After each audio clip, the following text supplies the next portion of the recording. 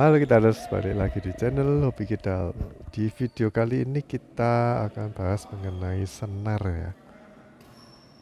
Nah kalian mungkin udah tahu ya kalau senar badminton itu ada macam-macam ukuran tebelnya. Jadi ada yang ukurannya 0,68, ada yang 65, ada yang 0,66.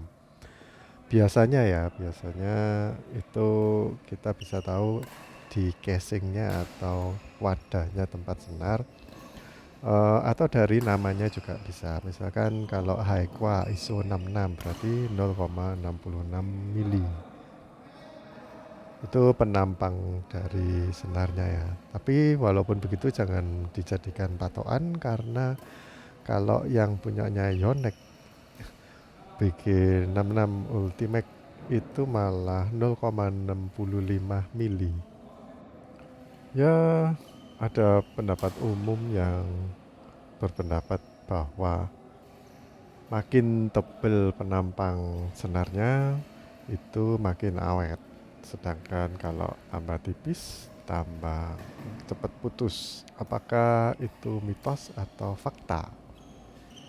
Ya secara logika aja kalau misalkan kita narik sesuatu pakai tali yang lebih tebal biasanya lebih kuat ya daripada kita narik sesuatu pakai benang yang tipis. Nah itu berarti tambah tebal, tambah kuat, sedangkan tambah tipis, tambah nggak kuat. Tapi ya tergantung ini ya, kalau tipis tapi kawat besi, sedangkan kalau besar atau tebal itu pakai benang yang dari kain, ya mungkin nggak ini ya nggak bisa dibandingin secara akurat.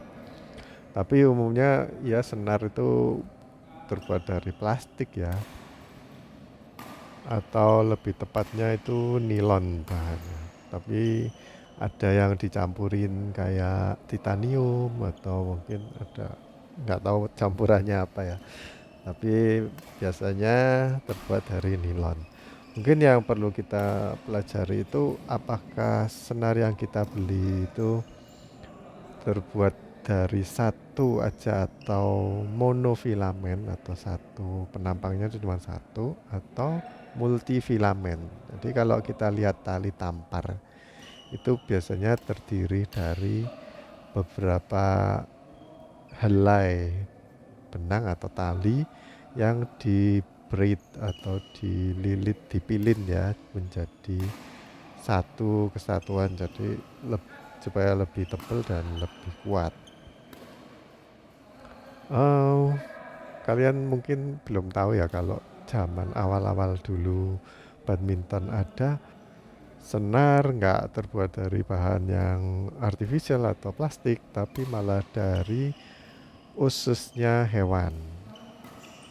Di salah satu website yang aku baca malah terbuat dari perutnya sapi atau ususnya sapi. Ya memang sapi ini berguna, hewan yang berguna dari ujung rambut sampai ujung kaki. Bisa dijadikan alat musik, bisa dijadikan wayang, bisa dijadikan rambak. Dagingnya juga berguna, tulangnya berguna, entek wis pokoknya. Biasanya sih bahan-bahan yang dari natural gitu lebih awet ya, cuman baunya gak enak. Jadi bukan pilihan yang tepat untuk dijadikan peralatan yang biasa kita pegang. Nah, di kesempatan ini aku ingin bahas mengenai multifilamen ya. Jadi tempo hari aku lihat kayak acara TV Science gitu.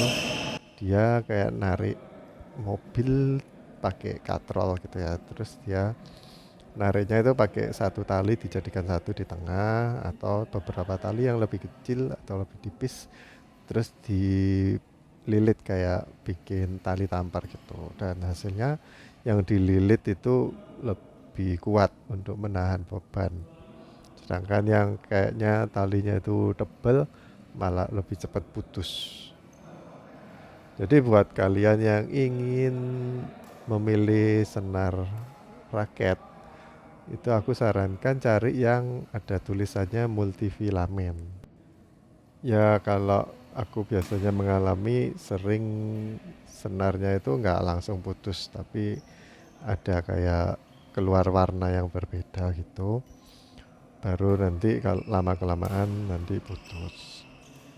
Nah, contohnya kayak gini ya, itu salah satu raketku yang habis dipinjem oleh temen, terus pada senarnya baru langsung balik-balik seperti itu. Kalian bisa lihat kejadiannya atau lokasinya itu berada di dekatnya frame. Jadi nanti kita bahas ya kenapa kok raket kita atau senar kita itu cepat putus. Itu salah satunya karena mishit atau nggak pas di tengah. Tapi sebelumnya kita selesaikan dulu pembahasan di awal. Apakah penampang yang tebal itu bisa menyebabkan atau membuat senar kita lebih awet atau enggak dibandingkan yang tipis. Kalau secara sains atau secara fisika kita bisa bisa dibuktikan kalau yang multifilamen yang lebih banyak serat-seratnya itu lebih kuat. Sedangkan yang monofilamen itu biasanya lebih enggak kuat atau lebih cepat putus. Dan itu kita bisa lihat dari harganya juga ya. Biasanya yang multifilamen tuh harganya lebih tinggi daripada yang monofilamen. Apakah senar yang multifilamen tuh harus selalu tebal? Karena kan dari yang kecil-kecil terus dililit atau dipilin jadi satu, baru nanti dibungkus ya. Kayak yang tadi aku kasih contoh itu kan senarnya sebenarnya yang putih terus ada bungkusnya warna biru. Berarti kan kalau dibungkus biasanya itu lebih tebal, tapi not necessarily karena yang X-Bolt 63 itu tipis tapi juga multifilamen, dan yang Aerosonic itu malah yang satu bagiannya 0,61 mili, dan diklaim juga kalau itu multifilamen. Jadi nggak valid juga kalau kita bilang senar multifilamen tuh mesti tebel ya, karena ada yang tipis juga. Jadi kalau bukan multifilamen terus bukan tipis tebelnya, itu apa yang bikin senar kita itu cepat putus? Nah, kita akan bahas mengenai itu ya. Yang pertama itu karena kita itu mishit atau mukulnya berada di tepi, jadi nggak pas di tengah atau di sweet spot. Nah, itu menyebabkan biasanya kalau senar yang di ujung-ujung frame itu kan tensionnya lebih kaku ya, karena dia dekat sama frame dan dia harus kan muter dari lubang atau grometnya itu. Otomatis kalau kita megang ini ya, penggaris terus ditaruh di meja, terus kita kayak dibunyikan gitu der, kalau panjangnya melebihi meja banyak, tentu amplitudenya atau getarannya itu gede, dan itu yang bikin senarnya bisa mantul atau repulsive. Sedangkan kalau kita mukulnya di dekat, kalau penggarisnya kita deketin sama masuk ke meja, itu kita bunyikan ya nggak terlalu bunyi atau nadanya pasti tinggi. Berarti itu kalau nada tinggi berarti stringnya atau amplitudonya itu nggak ini ya, nggak besar atau tetap kecil. Jadi itu kaku atau repulsifnya itu rendah. Makanya kalau senar kena yang di dekatnya frame itu biasanya lebih cepat putus. Tempo hari temenku yang atlet bilang kalau kita itu mukulnya sering tepat atau bagus ya pukulannya kita, itu yang putus tuh bukan di daerah yang vertikal atau memanjang, biasanya kan putusnya di situ ya, tapi di raket tuh yang senarnya yang horizontal malah yang putus. Katanya kalau mukulnya bener putusnya itu berada di situ ya. Aku nggak tahu ini valid atau enggak ya, tapi Seringkali kalau aku yang pakai senarnya putusnya secara vertikal bukan horizontal. Walaupun biasanya yang putus tuh berada di tengah-tengah ya, atau empat empat senar itu yang di tengah. Jarang ada putus di samping. Kalau aku pribadi jarang putusnya itu di samping. Oke, kita dapat satu ya. Jadi yang menyebabkan senar cepat putus, satu mishit atau salah mukul. Lalu yang kedua itu getas. Getas itu apa? Jadi senarnya udah lama nggak kepake, terus kita pakai jadinya kaku. Kayak kalian tahu karet, kalau udah lama nggak dipakai itu biasanya kering kan.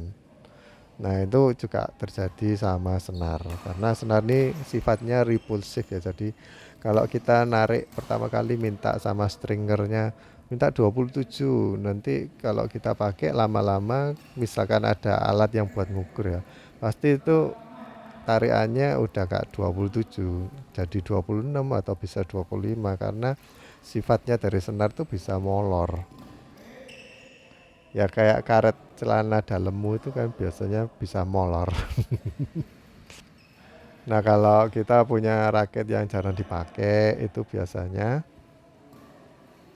senarnya udah kondisinya molornya segitu, terus nggak pernah dimainin.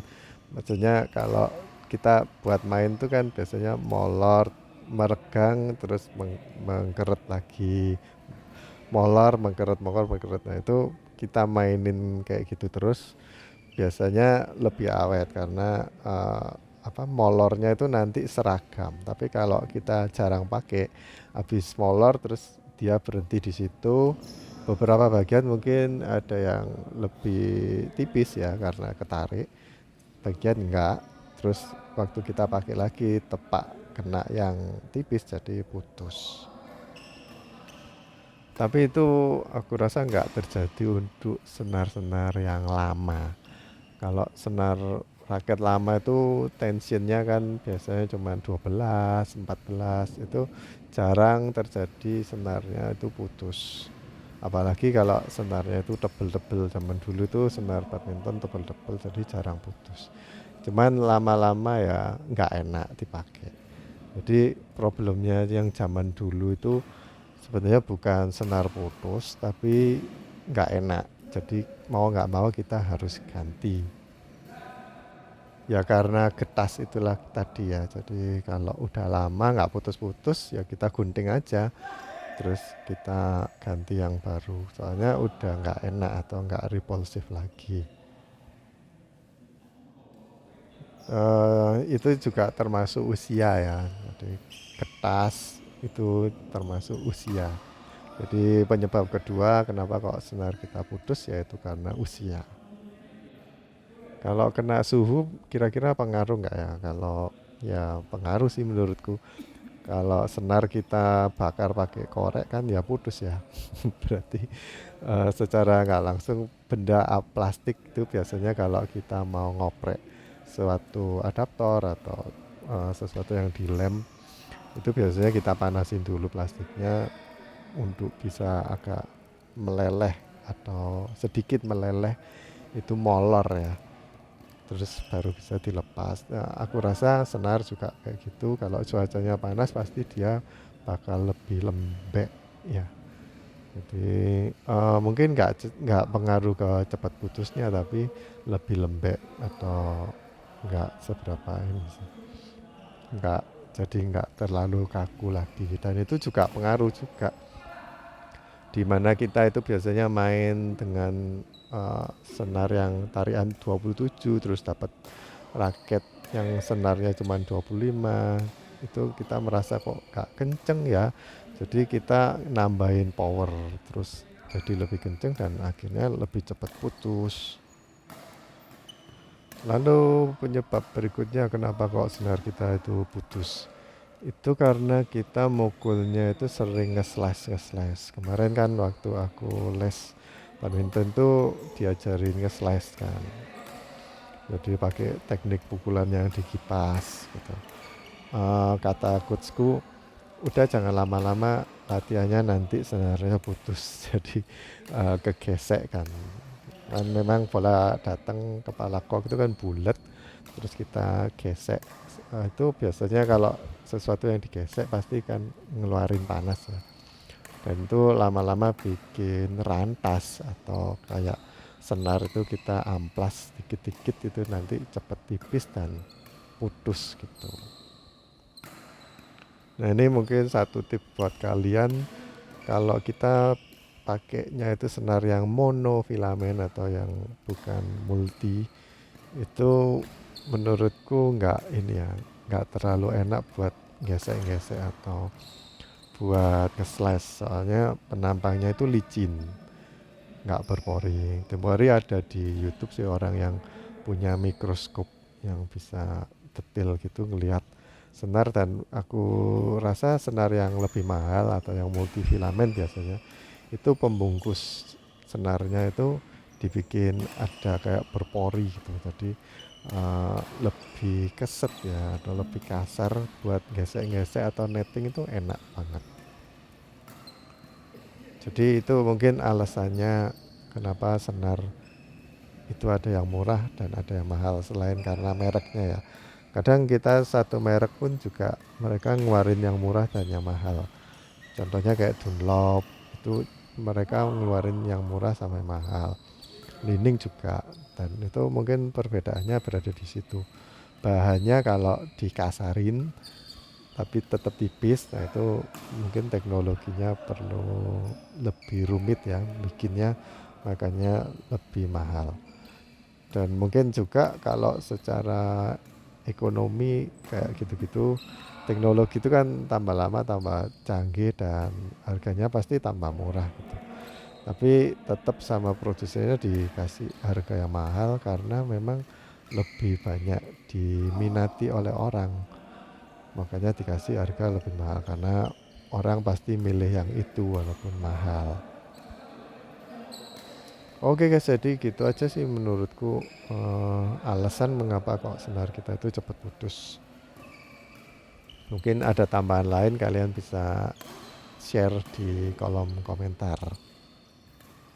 Kalian boleh dong sharing kalian tuh biasa pakai senar apa dan tarian berapa.